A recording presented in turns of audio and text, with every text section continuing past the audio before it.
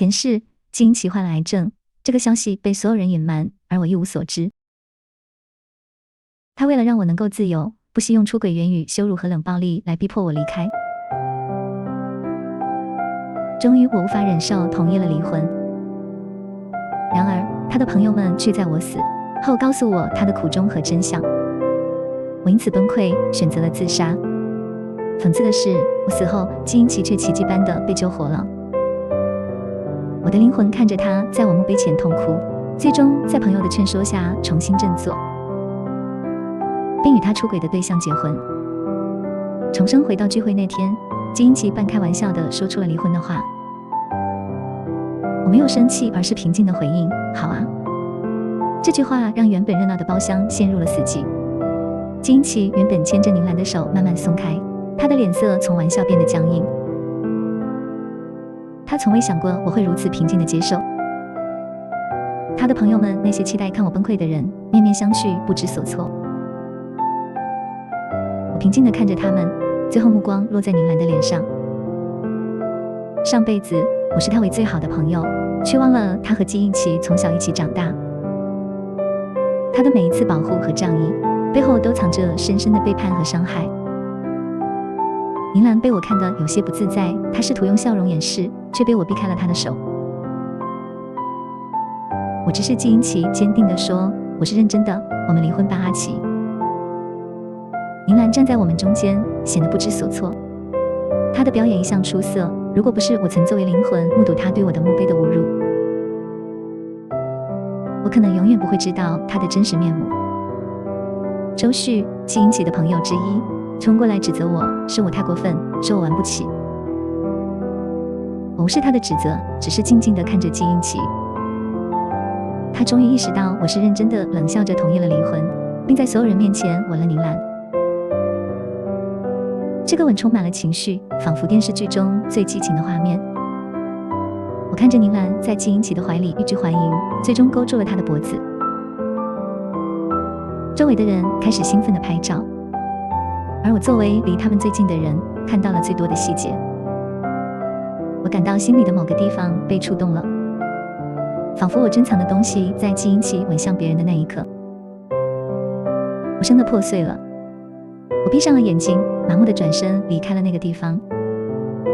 细雨蒙蒙，世界仿佛被一层薄雾笼罩，路灯的光焰在雨中显得格外朦胧。路边的树枝在寒风中摇曳，仿佛在诉说着什么。我站在这寂静的街头，目睹了一对情侣的温馨一幕。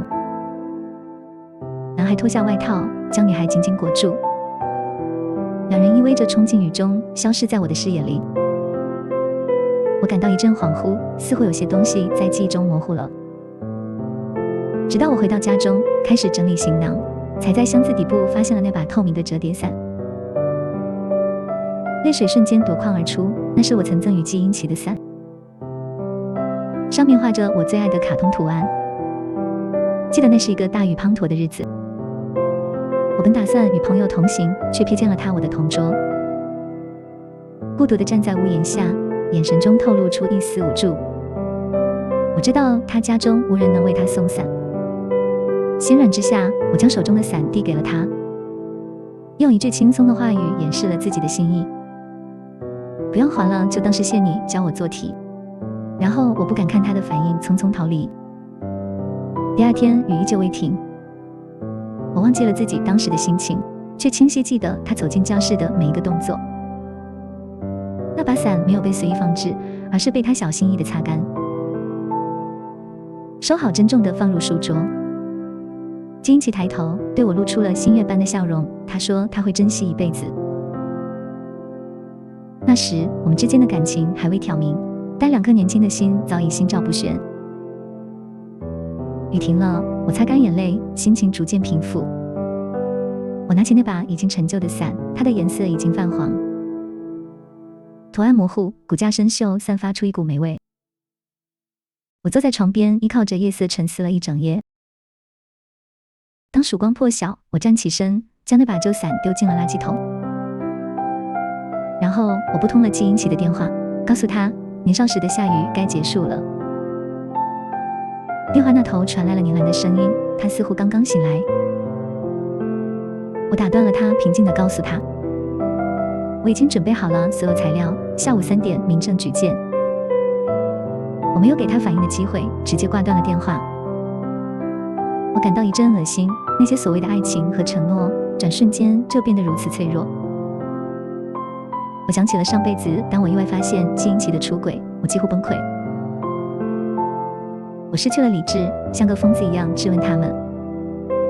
宁兰虽然道歉，却说是误会，希望我不要怪季英奇，而他一句话也不辩解，任由我在他面前哭闹。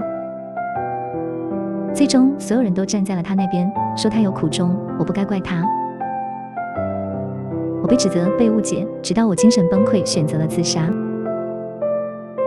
现在想想，那是多么愚蠢的决定。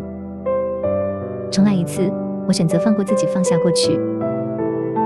然而在民政局等待的我，直到工作人员都下班了，季英奇才迟迟出现。我身体不适，半个小时前才醒。在我还未来得及质问之前，季英奇抢先解释道。他的气息略显急促，穿着长款风衣，里面的衬衣领口略显凌乱，头发已未加梳理，蓬松而凌乱，整个人看起来像是刚从床上爬起来。他瞥了一眼已经关闭的民政局大门，似乎在叹息，又似乎在松一口气。然后他转过头来，冷淡地对我说：“我们重新约个时间吧。”我无言以对，只能告诉他有空再联系我，然后转身欲离去。季英奇却突然问道：“上午你给我打电话，是兰兰接的，她和你说了什么？”他的试探让我心中涌起一股无名火。我转身讥讽地回应：“你们不是共处一室吗？他说什么你难道不知道？”季英奇愣了一下，出乎我意料的是，他的神情突然柔和下来，仿佛确认了什么。他松了一口气，语气也缓和了许多：“你误会了，我昨晚喝醉了。”他送我回家，我身体不舒服，他只是留下来照顾我。我对他的解释不置可否，毕竟我们现在的关系。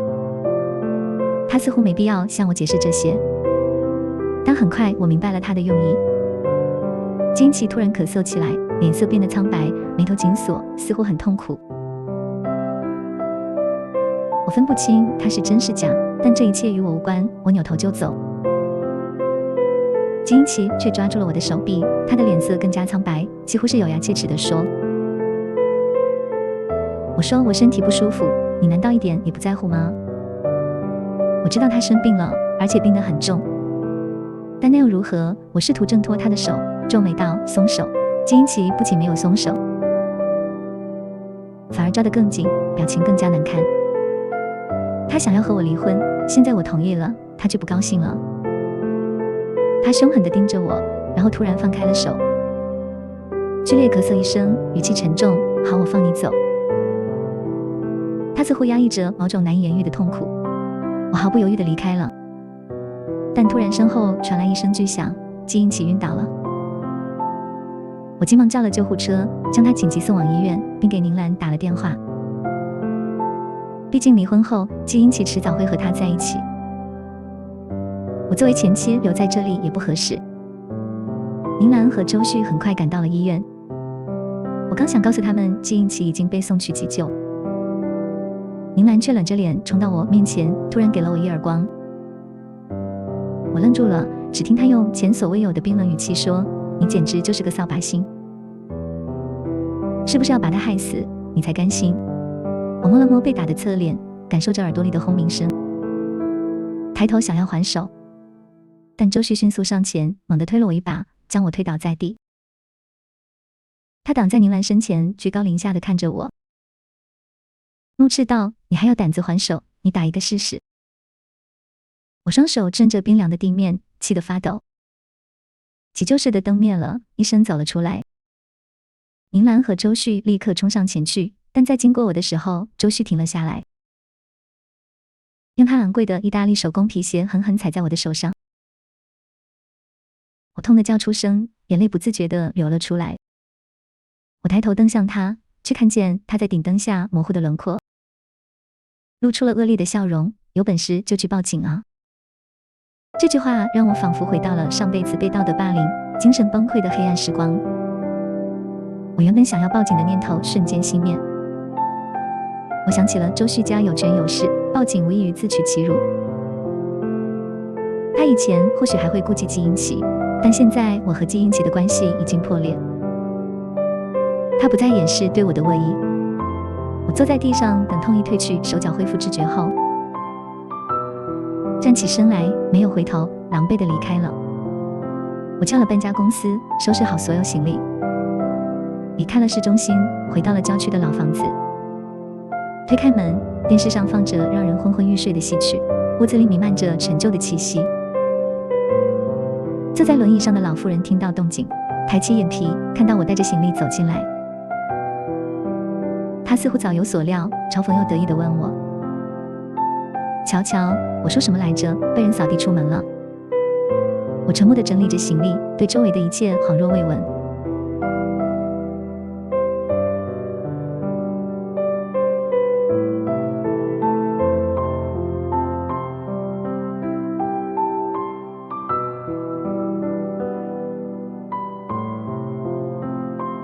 我妈从轮椅上直起身，颤巍巍地戴上老花镜，她没有询问，也没有关心，只是急切地又开始向我推销楼下邻居的儿子。早就告诉你，不要妄想攀高枝，有钱人怎么会看上你？你看看你自己要什么没什么，现在好了。被人玩弄了几年，说不要就不要了。内心记得，我一开始就看他不像好人。幸好你们没孩子，你还有机会再嫁。我给你徐婶打个电话，看他儿子在不在家。你别收拾了，赶紧打扮一下去见一面。他缓慢地在老年机上按着键。我愤怒地将衣服扔进箱子，忍无可忍地反驳：难道我离了男人就活不下去吗？你这么喜欢徐婶的儿子，你怎么不自己嫁给他？每次见面都提，好像他有多优秀似的。我倒想知道他是不是刚从牢里放出来。这种不务正业的男人你也介绍给我，我到底是不是你的女儿？我妈的脸色瞬间阴沉下来，眼神凶狠的仿佛要吞了我。她怒斥道：人家不嫌你离过婚就不错了，你还挑剔，再挑就没人要了。你不嫁出去，难道想拖累我一辈子？我感到一阵窒息，和她根本无法沟通。她的陈旧观念已经根深蒂固，即使是亲生女儿也要为此让步。我停止收拾，将东西塞进房间，关上门。我不会拖累你，过几天我就搬出去。屋外传来轮椅的声音，接着是剧烈的拍门声。我妈愤怒地骂我，说我翅膀硬了，反了天了。她说，搬出去你也得去相亲，你离婚已经够让我丢脸了，还想让我在邻居面前抬不起头吗？再说小许这孩子怎么不好了？你别听别人乱说。我是你妈，还能害你不成？我找出耳塞堵住耳朵，然后在手机上寻找出租屋。这个家多待1秒都让人感到窒息。我本以为只要躲起来，等季英奇苏醒和他离婚后，我的世界就能清静。但事情总不如人意。又一次吃不下饭，跑到卫生间呕吐后，我拿着月印棒，看着上面的2条红杠失了神。上辈子这时候我还在和季英奇疯狂吵架，精神濒临崩溃，根本没注意到自己身体的异常。这一世短短几天，我就和季英奇确定了要离婚，而他的病情提前恶化进了医院。我没有守在医院，直接离开宁兰，他们也没机会告诉我季英奇患癌的真相，并用这件事攻击我。我也因此意外发现了自己怀孕的事情。也就是说，上辈子我死的时候，肚子里也同样怀着宝宝，一尸两命。我将额头抵在洗手台前的镜子上，闭着眼睛，难掩心中的悲伤和痛楚。但当我再睁开眼睛，紧抿着苍白的嘴唇，看着镜子中的自己，我知道这个孩子不能留。他来得太不是时候。我和季英奇他们还有一场硬仗要打，根本没能力再照顾他。我抚摸小腹，有一个计划在心中逐渐成型。纵然我和季英奇现在关系僵硬，但这么多年的感情，他也没那么容易放下。只要他还在意，那么这个注定留不住的孩子的作用就能发挥到最大。我吐出一口气，轻声对宝宝说了声抱歉。第二天清晨，我蹑手蹑脚地走出房门。本来想偷偷溜出去，但没想到我妈起得那么早。她依然坐在那个小阳台上，外面的晨光熹微，叫人看不清她此刻的表情。她的声音悠悠的，如同鬼魂一样响起。起这么大早去见哪个野男人，我听得很不舒服。回对道，总之不是见你那个小许。出乎意料的，这一次他并没有跟我吵，而是轻声对我说：妈都帮你打听好了，小许过几天就回来了。你去见见。啪嗒一声，大门被我关上了。他后面说了什么，估计又是老生常谈，我不耐去听。我来到季英奇入住的那家医院，但是我并没有直接去他的病房探望他，而是躲在暗处观察。季英奇已经醒来了，整整一天，宁兰都陪在他身边。周旭在病房内往往待不久，没过一会就要出来，走到楼梯间里去抽闷烟。但他又很舍不得离开，只能一遍遍的像自念一样。看着心上人对最好的兄弟问言软语的关切，我在这时候一步步从台阶上走下去。听见响动，周旭抬头看了一眼，看见是我，周旭当即皱起了眉。他吐出一口烟圈，语气不善道：你来干什么？上次的教训还没吃够。我盯着他，忽然一笑：你说宁兰一个大小姐，怎么就这么下贱，知三当三呢？周旭瞬间变了脸色，他手指着我，表情狠厉，怒道：你嘴巴给我放干净点。我挑了挑眉，不动声色地朝他靠近，继续说：我改变主意了，我不和阿奇离婚了，这样他就永远也没有上位的机会。不过他这样随便的破鞋，跟你这条死皮赖脸的舔狗倒是般配得很。周旭骂了声脏话，额角的青筋都凸起了。他习惯性狠狠推了我一把，还欲再动手，却没想到我一脚踩空，直接从楼梯上滚了下去。周旭愣了愣，蹙眉冷眼站在高处看着我，直到我蜷缩起身体。我皱肚子，脸色苍白，颤抖地说了句：我的孩子。周旭指尖猛地一抖，烟从手中坠落，他整个人瞬间大惊失色。尽管及时得到了医疗救助，孩子还是没能保住。这是预料之中的，因为在来这里之前，我已经服用了堕胎药。当我睁开眼睛，首先看到的是穿着病号服、双眼红肿的季英奇。他守在我的床边，他见我醒来，立刻坐直身体，想要握住我的手，但手伸到一半又无力地垂下。他的眼神湿润，声音沙哑地告诉我：孩子没了。我们一直渴望拥有一个属于自己的孩子。季英奇为此早早开始准备，减少工作应酬，戒烟戒酒，还定期进行身体检查。也正是在这些检查中，他发现了自己的问题。我流露出震惊和悲伤的神情，泪水顺着脸颊滑落。我注意到站在角落里低头不语的周旭，艰难地抬起手指向他带着哭腔和怨恨说：是他把我从楼梯上推了下去。这一突发事件让所有人都措手不及。季英奇得知孩子没了的真相后，震惊地看向周旭，几乎不敢相信。周旭想要辩解，但面对我再难听的话，他对我动手是事实。随即季英奇冲上去，一拳打偏了周旭的头，紧紧抓住他的衣领，愤怒地吼道：你疯了吗？她是我老婆，那是我的孩子啊。他们扭打在一起，周旭基本上没有还手之力，直到宁兰试图劝架，却被季英奇猛地推开。周旭这才反击道：那宁兰呢？你到底把她当什么？病房内的气氛瞬间凝固。季英奇看了一眼躺在病床上，刚刚经历丧子之痛的我平缓了呼吸。他咳嗽一声又压了回去。宁兰想要上前安慰他，却被他避开。这一幕似曾相识，但这次季英奇沉声说：我从来都只把宁兰当朋友。宁兰怔怔地后退一步，失望而痛苦地看着他。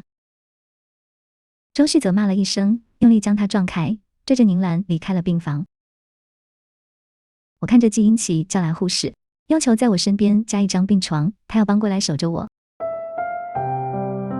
一切似乎又回到了最初的状态。他收起了尖刺，那些冷嘲热讽和伤害展现出来我的一面。他说，尽管那个人是周旭，但他伤害了我，他就会为我和孩子报仇。听到这句话，我心中不禁一颤。但当我的情绪稍有松动时，我突然听到了一个奇怪的机械音。检测到条件变化，现缩短攻略时间，请宿主在1个月之内完成攻略白月光前期的任务。若1个月之内白月光前期没有甘愿赴死，此任务失败，宿主将丧失主角光环，永远留在这个世界。季英奇握着我的手摩挲，温柔地安慰我的动作突然停住，我也愣住了。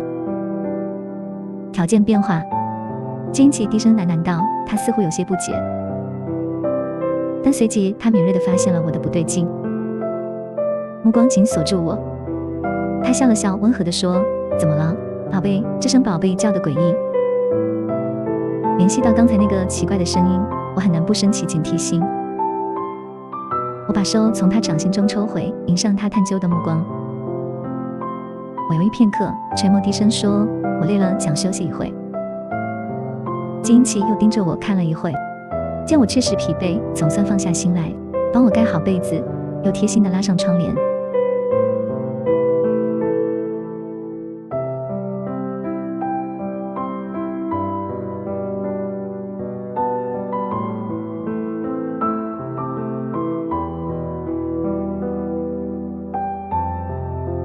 从那天起，季英奇就搬来和我同住一间病房。他自己也是病患，却亲力亲为地照顾我。好几次护士都想劝说，想告诉我他的病情，但都被季英奇打断了。他明显有事瞒着我，对我好得不像话，就好像前段时间当着我的面和宁兰深吻。让我别后悔的人不是他。如果不是知道他有问题，我可能会以为自己是不是得了什么精神分裂症。我谨慎地选择按兵不动，对他的态度不冷不热。终于在某个晚上得到了我想要的答案。夜晚四周漆黑静谧，季英奇以为我睡着了，起身走到阳台去抽烟。我又一次听到了那个奇怪的声音。季英奇和他对话，语气显得有些急躁。他问系统，谢清玉目前对我的爱意值是多少？系统回复61%。季英奇重重啧了一声，懊恼道，难怪从我提出离婚起，他就像变了个人一样，看来是我太冒进了。沉默一会，季英奇低声说，周旭那蠢货也不知道背着我对他做了什么，竟然让他为了利用我报仇，连孩子都不要了。我心里悚然一惊，原来他都看出来了。系统忽然提醒道，宿主任务时间仅剩25天。季英奇捻面鹰头沉声说，知道不用催。他开始转身往病房内走，明明房间里静得只有他的脚步声，但他的声音却同时无比清晰地在我耳畔响起，女主和男配都不靠谱，还得我自己来。我在家里打造了一间密不透风的地下室，我有的是办法让他心甘情愿地为我去死。对了，如果他怕痛不敢自杀，我亲手杀了他，也算任务完成吗？身旁传来被子被掀开的声音，随后是床铺下陷，发出吱呀声响。系统的声音也静得像是就在我脑子里响起。他说，算我的手机被季英奇收走，平常他以让我好好休息为由不让我碰。直到第二天，我的手机突然响了几声，是有人发了信息给我。季英奇原本在削水果纹生，拿起我的手机看了眼，他抬起头，忽然似笑非笑地问我，老婆许哥是谁？他为什么会突然约你见面？你好像从没跟我提过。我浑然一激灵，却死死压制着表情，平静地朝他伸出手。是我一个表哥跟我家关系还行，前些年搬去外地联系少了，所以就没跟你说过。估计是回老家顺路来看我妈了吧。季英奇听完没有起疑，他知道我和我妈的关系很复杂，也知道我妈是个多么封建爱面子的人。要是我不回亲戚的信息，估计下一秒我妈就要打电话来开骂了。那脏话要多难听有多难听。季英奇曾被他骂过，至今对他都是讳莫如深，所以他连问也没多问，直接把手机还给了我。我迅速看了一遍信息，许哥在哪？许哥地址许哥速来见面。我趁季英奇起身去洗手，迅速给他发了2个地址，分别是医院和季英奇家的。许哥，我确认他看到之后，我立马把这3条信息删除。紧接着又发了些无关紧要的内容，大意是我和我妈吵架了，不想回家，也懒得去找他，让他自己一边玩去，很像是兄妹之间的对话。而许令洲的说话习惯和小时候丝毫没变，他除了发问号就是问候我，问我是不是有病。我没有继续回他，因为一只苍白修长的手掌将手机从我手里抽走了。季英奇一行行扫过我们发的信息，轻笑了下，但是他也没有再把手机还给我，而是直接关机。好啦，该说的也说完了，你再休息一会吧，晚点司机会来接我们回家。我藏在背面下的手握了握，语气平淡地问他，你的病好了？季英奇模棱两可地笑着说，在家里也能调养，这就是不容置疑的意思了。时间要来不及了，一旦跟他回家，我再逃出来的机会十分渺茫。所以我趁着他离开病房的片刻，冒险翻身下床，直接就往外跑。只是我万万没想到，季英奇根本没走。我一打开门，就径直撞上了在门口守株待兔的季英奇的胸膛。他猛地用力抓住我的手腕，冷笑着说，你果然能听见系统的声音。1个小时后，我被季英奇关进了他精心打造的地下囚笼里。在此刻，我唯一的希望竟然是那个多年未见的邻家哥哥，这让我感到绝望。地址里有几个不常见的字，他能认出来吗？早知道还不如在拿到手机那一刻就直接报警。在我的印象中，许令洲从小不学无术，是个典型的问题少年。他比我大5岁，当我还在乖乖上学时，他已经和社会上的不良分子混在一起，打架斗殴，收取保护费。因为我们2家的母亲关系不错，他对我还算照顾。记得有一次我被收保护费的小混混抢走了零花钱，许令洲抄起棍子追了对方好远，不仅帮我把钱要了回来，还用小混混的钱给我买了糖。后来我考上了重点高中，遇到了季英奇，而他落榜后选择辍学打工，我们就再也没有联系。再后来我偶尔听到关于他的消息都是负面的，什么欺负女孩导致堕胎，沉迷赌博在外面闯祸被抓去坐牢。我记忆中那个虽然叛逆却对我照顾有加的大哥哥形象越来越模糊，连我妈提起他让我和他相亲时，我的第一反应也是抵触和厌恶。我怎么能把逃生的希望寄托在他身上呢？我动了动四肢，连在床头的锁链立刻发出清脆渗人的声响，在灰暗封闭的地下室内回声不断。锁链声未落，地下室唯一的出口处又传来一道沉稳的脚步声。季英奇换了一套家居服，柔软的米色毛衣和灰色休闲裤，使他看起来温和无害，但他的内心深处却藏着杀机。他拉过屋内唯一的椅子，坐在我床边，随后把手中的东西放在我身上。那是他从我包里翻出来的离婚协议书，上面已经有了我的签字。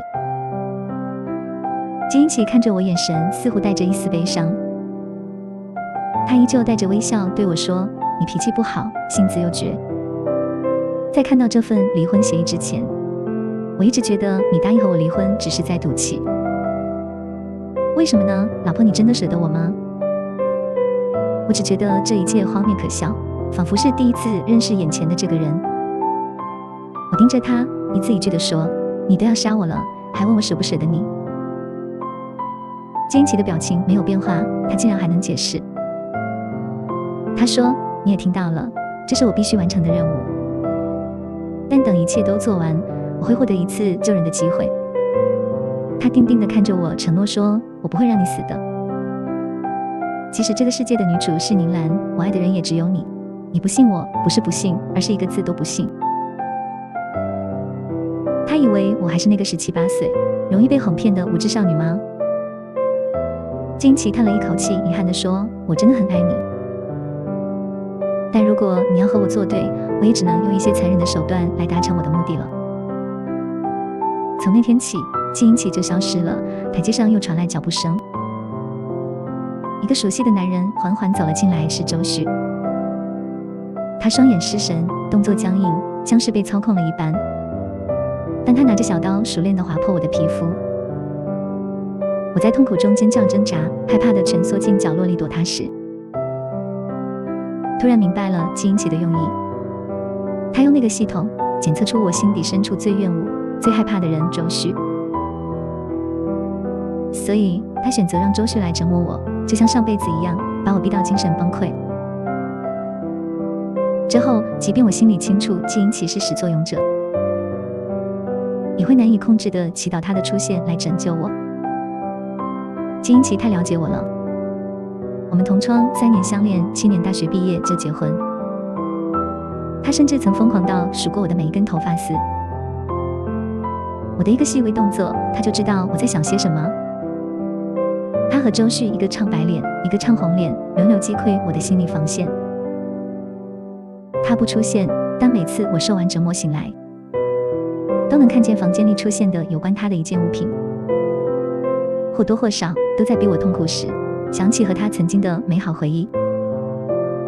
这天我再次睁开眼，却没有看到周旭那个恶魔，反倒是床头摆了一个可爱的洋娃娃，还有一张纸条，上面写着，再还一个宝宝好不好？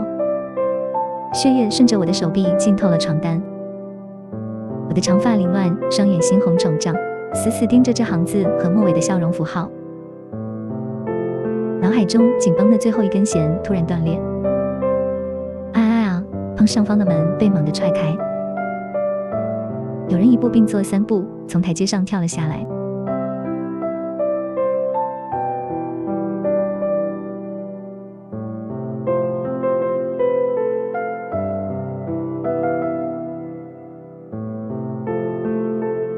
妹妹，惊叫声戛然而止。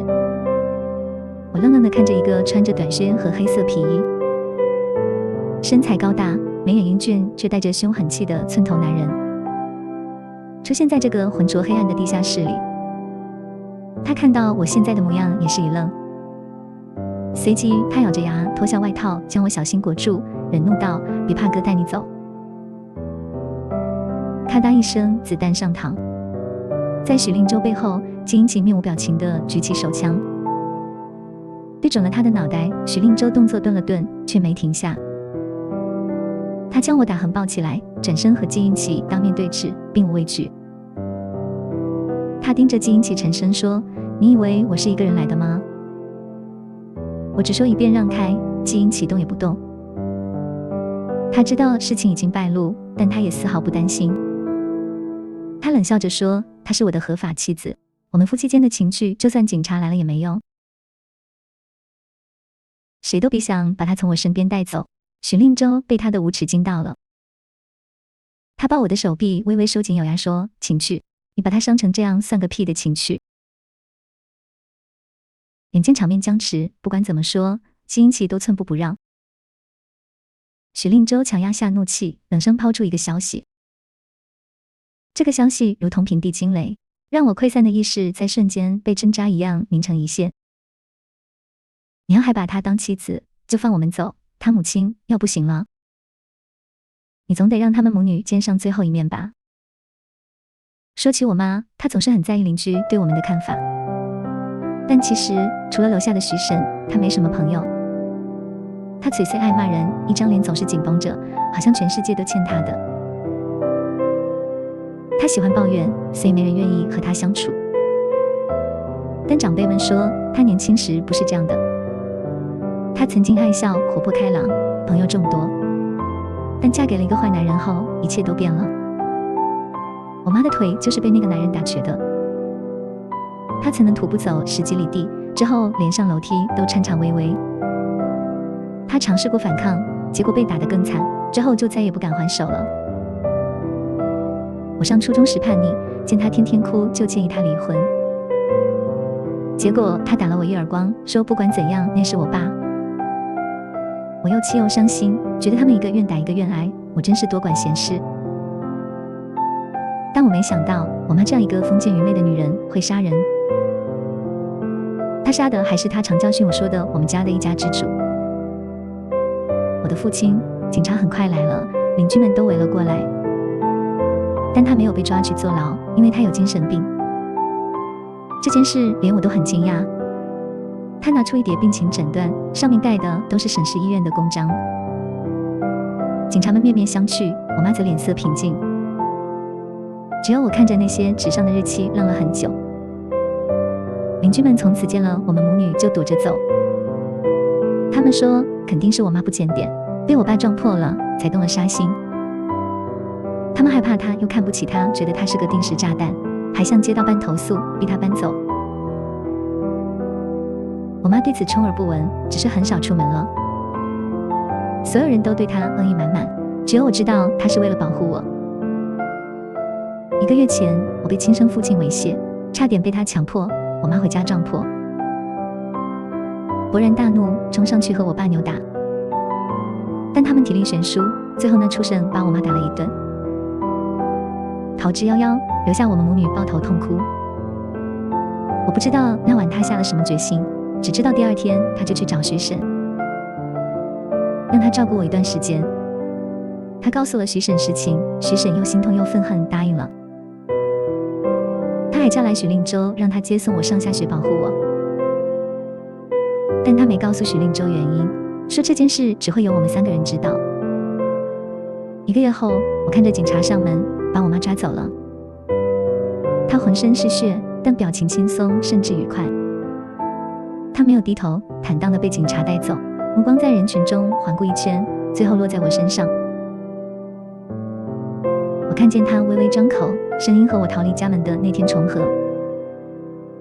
她说，不管怎样，妈妈还会害你不成。我最终没能见到她最后一面。她也没留下只言片语，除了房产证和银行卡。这些东西安静地摆在茶几上，好像是她在告诉我，这是她唯一能留给我的以后的日子，我自己保重。我仿佛被抽离了魂魄，浑浑噩噩，感觉不到悲伤，但眼泪一直流，直到我力气耗尽，靠在她的轮椅旁晕厥过去。妈妈的丧事是徐婶和许令洲操办的，准确来说是许令洲一手包揽的。因为如果不是徐婶抱住我，我早就爬进了妈妈的棺材里，和她一同归于大地。警告，任务时间只剩1天，请宿主尽快完成任务，否则任务将宣告失败。我猛地扭头，季英奇站在我身后不远处，沉默地看着我手里拿着一把银色的枪。天阴的风卷起他黑色的大衣角，他胸前口袋里别着一朵白玫瑰，好像在祭奠着谁。我盲目地与他对视，看见他脸色苍白，眼神悲痛愧疚，唇瓣颤抖着，轻声对我说抱歉。他最终还是举起手臂，将枪口对准了我，砰的一声闷响，季英奇倒地，枪支脱手，滚入草丛中。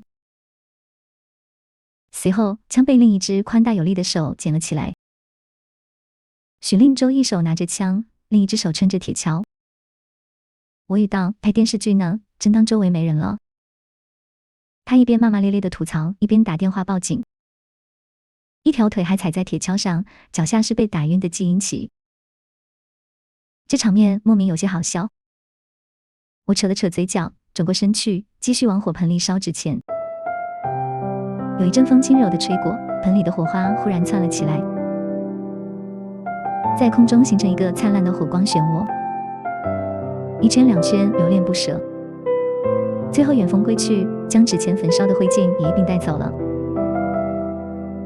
当这一天过完，黑夜和白日轮转，我好像听见了系统宣布基因奇任务失败的声音。我和他的离婚事宜进展得很顺利，因为许令洲的指证以及那个地下室的罪证确凿，基因奇被指控谋杀虐待妻子。同时，他的公司宣告破产，名下资产尽数被冻结，非法持有枪支的事也被告上法庭，仿佛他的主角光环真的消失了。这一次，宁兰对他的求助选择无视，周旭非但不帮他，还对他落井下石，向法院提供了更多他经济犯罪的资料。一夕之间，基因奇从万众追捧的天之骄子，沦落到人人喊打的黑心资本家。我看着庭审现场，看着基因奇从神前恍惚到听到判决时落泪求情的狼狈模样，突然觉得如果没有那所谓的主角光环，他本也就是这样不堪的烂人。数罪并罚，最终他被判处枪决。在那之前，他苦苦哀求见我一面，我想听听他最后的遗言，于是就去了。他见到我，就像见到救命稻草一样，眼睛顿时就亮了。此时的他胡子拉碴，眼底乌青浓重，表情也有些癫狂。他拼了命的诱哄我，还有机会，我还有机会的。老婆，你帮帮我，系统愿意再给我一次机会。只要你帮我，你听我说，我已经通关了很多副本世界，我当过皇帝，也当过神仙，只要你帮我，我能带你去我通关的任何世界享福。你不是爱我的吗？帮帮我好不好？对于那个神秘的系统，我一直心存忌惮。我谨慎地问他，你要我怎么帮你？基因奇猛地靠近，急切道，我的主角光环已经消失了，你去找这个世界的新男主，只要你能勾引他，把他带到我面前，我就有办法抢走他的气运，真是让人意外。基因奇彻底不装了以后，脸皮竟然能厚到这种地步。我冷笑一声，起身走人。基因奇爬上窗子想来抓我，被警察按了回去。他崩溃地叫我，老婆，老婆，谢清玉，你不是说你会永远陪在我身边的吗？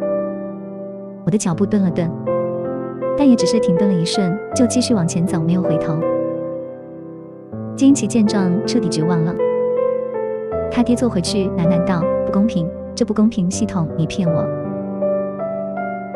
你不是说这是个简单的攻略任务吗？为什么会这样？这世上怎么可能有人心甘情愿地为另一个人去死？是你在骗我，我要投诉，再给我一次机会，我要重来。他崩溃的声音离我越来越远，就好像我痛苦灰暗的前世只是一场很遥远很遥远的梦。梦醒来以后，外面天光大亮，他永远也不会知道，我曾真的为他殉情过，是他不配。马路边，我望着眼前那辆价值不菲的豪车，再看看车旁的许令洲，他正斜靠在车门上，手臂随意地垂在窗外，戴着墨镜，一副酷酷的样子。我忍不住问他，你去打劫银行了，还是加入了黑社会？许令洲嘴角抽了抽，摘下墨镜，没好气地看着我，你这嘴是吃了多少柠檬，就不能盼我点好？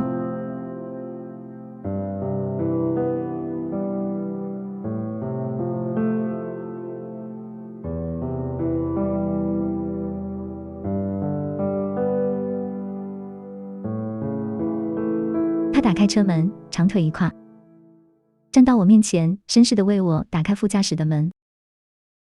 我半信半疑地坐上车，系上安全带，心里还是充满了疑惑。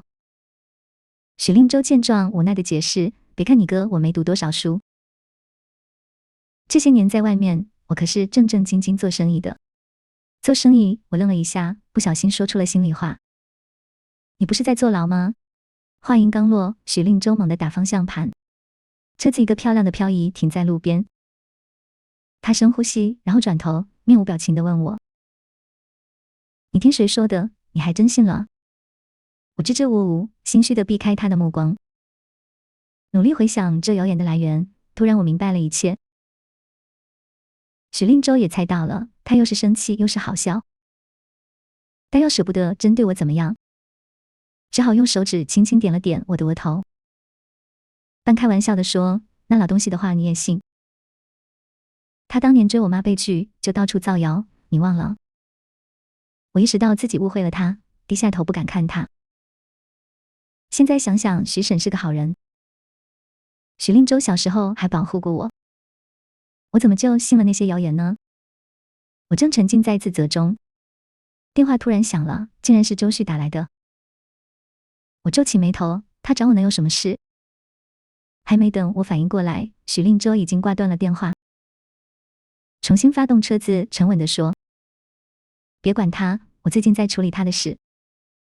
信寄得进去了，他也别想跑，有我在以后，看谁还敢欺负你。”这句话在安静的车厢里像一股暖流，温暖了我的心。